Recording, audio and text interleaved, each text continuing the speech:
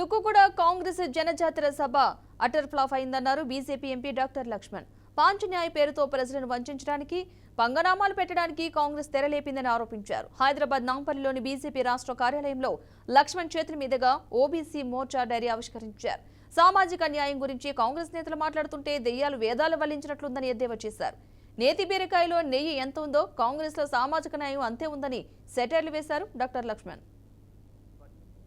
అంబేద్కర్ గారి చిత్రపటాన్ని కూడా పార్లమెంట్లో పెట్టేదానికి మనసురాని కాంగ్రెస్ పార్టీ చివరికి భారత రత్న నెహ్రూ కుటుంబానికే పరిమితం చేసినటువంటి ఆ కుటుంబ సభ్యులకు వారికి పరిమితం చేస్తే డాక్టర్ బాబాసాహెబ్ అంబేద్కర్కు భారత రత్న ఇవ్వకుండా ఏ రకంగా మరి కాంగ్రెస్ పార్టీ వ్యవహరించిందో, అంతేకాదు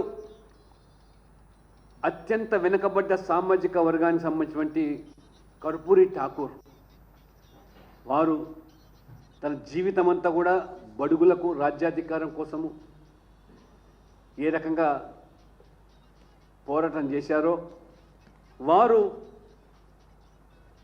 బీహార్ ముఖ్యమంత్రిగా